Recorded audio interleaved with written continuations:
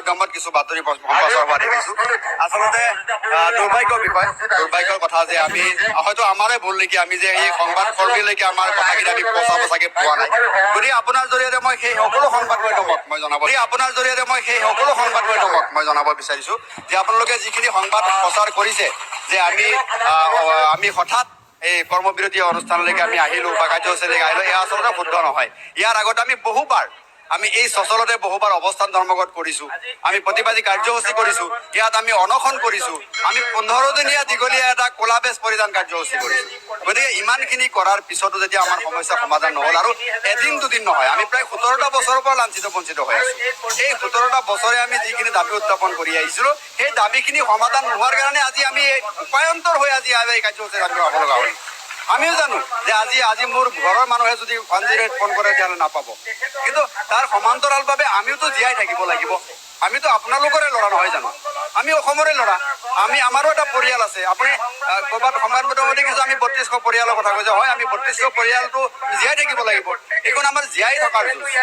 আৰু আজিৰ তাৰিখত আপুনি যিটো দৰমহা আপোনাৰ দেখিব, সেই সংবাদ কৰ্মীসকলক মই অনুৰোধ জনাম যিসকলে প্ৰচাৰ কৰিছে, আহক আমাৰ চেলাৰী শ্লিপখন চাওক, আমাৰ মুখৰ কথা বাদ দিয়ক, আমাৰ চেলাৰী শ্লিপ চাওক, আমি কিমান টকাত কাম কৰোঁ আৰু চবতছে 8 ঘণ্টাকে কাম কৰি আছোঁ। আপোনালোকে চাগে আপোনাকে মই প্ৰশ্ন কৰিছোঁ, আপুনি সংবাদ মাধ্যমৰ কৰ্মী, আপুনিতো 8 ঘণ্টা কাম কৰে, আমি 8 ঘণ্টা কাম কৰি আপুনি আপোনাৰ মজুৰি পায়। কিন্তু কথা তেওঁলোকে দেখিছোঁ যে এই সংবাদ মাধ্যমক আমাক অবৈধ আন্দোলন বুলি জীৱিকাই ঘোষণা কৰিছে। বৈধতা নিৰূপণ কৰিবলৈ তেওঁলোক কোন হয়? জীৱিকাই মানে কোন হয় আন্দোলনৰ বৈধতা আৰু অবৈধতা নিৰূপণ কৰিবলৈ? সংবিধানে নিৰ্ণয় কৰিব কোনখন আন্দোলন বৈধ আৰু অবৈধ বুলি। যদি আমি সংবিধানক বেঙুচালি কৰিছোঁ বা গণতন্ত্ৰৰ যোনটো নীতি নিয়ম আছে, সেই নীতি নিয়মৰ যদি আমি বহিৰ্ভূত আন্দোলন কৰিছোঁ, তেতিয়া আমি বৈধ আন্দোলন কৰিছোঁ বুলি ভাবিও। আমি দস্তুৰ মতে আমি এই আন্দোলনৰ বাবে আমি নটিচ চাৰ্ভ কৰিছোঁ।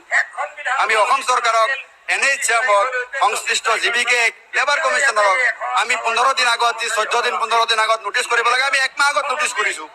গতিকে সম্পূৰ্ণৰূপে গণতন্ত্ৰৰ নীতি নিয়ম মতে আমি আন্দোলন কৰিছোঁ। গতিকে আমাৰ আন্দোলন কেতিয়াও অবৈধ হ'ব নোৱাৰে। আৰু যদি আমাৰ আন্দোলন অবৈধ হৈছে আমাক এৰেষ্ট কৰক। যদি আমি গণতন্ত্ৰৰ বহিৰ্ভূত গণতন্ত্ৰৰ পৰিপন্থী কাম কৰিছোঁ, আমাক এৰেষ্ট কৰক, আমাক গুলিয়াই মাৰক। আজি আমি ইয়াত বহি আছোঁ, আপোনালোকে যদি আমি ইয়াত বহি প্ৰতিবাদ কৰা, ইয়াৰ পৰা ঘূৰি যোৱা, একো আমাৰ সমস্যা সমাধান নোহোৱাকে ঘৰত গুচি যোৱা আৰু আপোনালোকে গুলিয়াই মাৰা, আমাৰ একো ডিফাৰেঞ্চ নাথাকিব, আমাক গুলিয়াই মাৰক আহি পেলাই।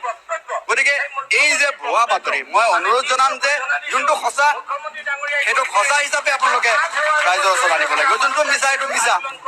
গতিকে আমি যিখিনি কৰিছোঁ, আমি সম্পূৰ্ণ আমি দায়িত্ব সহকাৰে আমি ক'ব পাৰোঁ যে আমি সংবিধানৰ নীতি নিয়ম মতে আমি আন্দোলন কৰিছোঁ।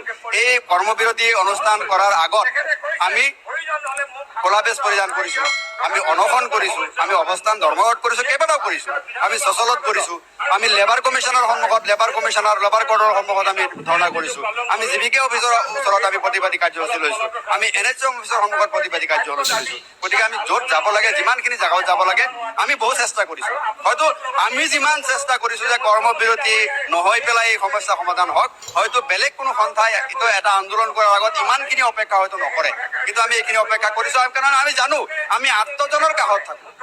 আমি কাৰ কাষত থাকোঁ? যিজন দুৰ্ভগীয়া, আজি ৰাস্তাত পৰি থকা কোনোবা এজন এক্সিডেণ্ট হোৱা মানুহ, দুৰ্ভগীয়া মানুহ, সেই মানুহজনৰ কাষত আমি থাকোঁ। গতিকে আজি তেওঁলোকে অগ্নি নিৰ্বাপক বাহিনীৰ লগত আমাক তুলনা কৰিব বিচাৰিছে, বা সংবাদ কৰ্মীসকলৰ, সন্মানীয় সংবাদ কৰ্মীসকলৰ লগত আমাক তুলনা কৰিব, আমিও সেইটো বিচাৰিছোঁ। হয়, আমাক তুলনা কৰক, অকল এটা ক্ষেত্ৰত তুলনা কৰিব আৰু এটা ফালে আপোনালোকে উপলুঙা কৰিব নহ'ব নহয়।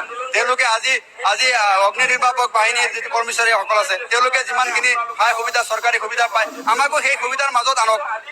সেই সংবাদ মাধ্যমক মই অনুৰোধ জনাইছোঁ, আমি একেলগে যাওঁ, আপোনালোকৰ সৈতে আমাক সহায় কৰক। আমাৰ একেলগে আহি পেলাই চৰকাৰক কওক যে আপোনালোকে অগ্নি নিৰ্বাপক বাহিনী যেনেকে ইমাৰ্জেঞ্চি ছাৰ্ভিচ, তেওঁলোকক যেনেকে সা সুবিধা আপোনালোকে দিছে, এই কৰ্মীসকলকো আপোনালোকে সা সুবিধা তেনেকে দিয়ক। অকল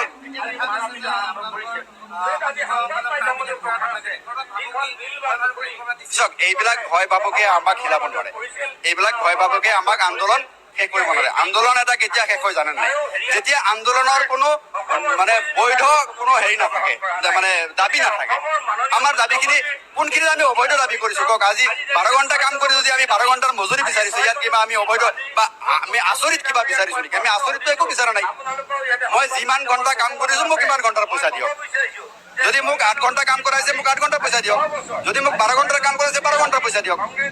তো এই কথাবিলাক আচলতে এয়া কি, এই গোটেই প্ৰক্ৰিয়াটো সিহঁতৰ যিটো দুৰ্নীতি সেই সেৱাৰ ভিতৰত আমি কথাখিনি ক'ব বিচৰা নাছিলো, কিন্তু তেওঁলোকে যদি বাধ্য কৰে আমি ক'ম। আমি এই ভিতৰুৱা কথাবিলাক আমি ক'ব বিচৰা নাছিলো, কিন্তু তেওঁলোকে যদি বাধ্য কৰে আমি ক'ম যে এই গোটেই প্ৰক্ৰিয়াটোৰ ভিতৰত যিটো এটা দুৰ্নীতি চলি আছে, সেই দুৰ্নীতিক ঘাট দিবলৈ আমাৰ আন্দোলনটোক তেওঁলোকে প্ৰতিহত কৰিব বিচাৰিছে। গতিকে সেইটো নহ'ব, সেইটো হোৱা নাই।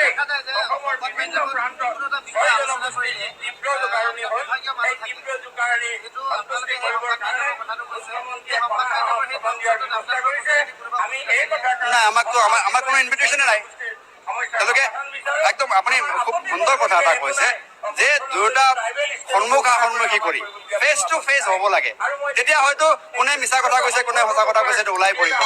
আজি তেওঁলোকে যিমানখিনি কথা কৈছে মই নকওঁ গোটেইখিনি ভুল কৈছে বুলি, কিন্তু তাৰে অধিকাংশ কথা তেওঁলোকে আভুৱা ভৰিছে আৰু অসমৰ ৰাইজক তেওঁলোকে বিপদত পৰিচালিত কৰাৰ বাবে অসমৰ ৰাইজক অন্ধকাৰলৈ আৰু এক খুব তেওঁলোকে ঠেলি দিলে।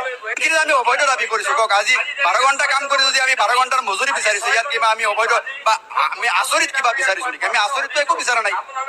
মই যিমান ঘণ্টা কাম কৰিছো মোক ইমান ঘণ্টাৰ পইচা দিয়ক, যদি মোক 8 ঘণ্টা কাম কৰাইছে মোক 8 ঘণ্টা পইচা দিয়ক, যদি মোক 12 ঘণ্টাৰ কাম কৰাইছে 12 ঘণ্টাৰ পইচা দিয়ক। তো এই কথাবিলাক আচলতে এয়া কি, এই গোটেই প্ৰক্ৰিয়াটো সিহঁতৰ যিটো দুৰ্নীতি সেই সেৱাৰ ভিতৰত আমি কথাখিনি ক'ব বিচৰা নাছিলো, কিন্তু তেওঁলোকে যদি বাধ্য কৰে আমি ক'ম। আমি এই ভিতৰুৱা কথাবিলাক আমি ক'ব বিচৰা নাছিলো, কিন্তু তেওঁলোকে যদি বাধ্য কৰে আমি ক'ম যে এই গোটেই প্ৰক্ৰিয়াটোৰ ভিতৰত যিটো এটা দুৰ্নীতি চলি আছে, সেই দুৰ্নীতিক ঘাট দিবলৈ আমাৰ আন্দোলনটোক তেওঁলোকে প্ৰতিহত কৰিব বিচাৰিছে। গতিকে সেইটো নহ'ব, সেইটো হোৱা নাই।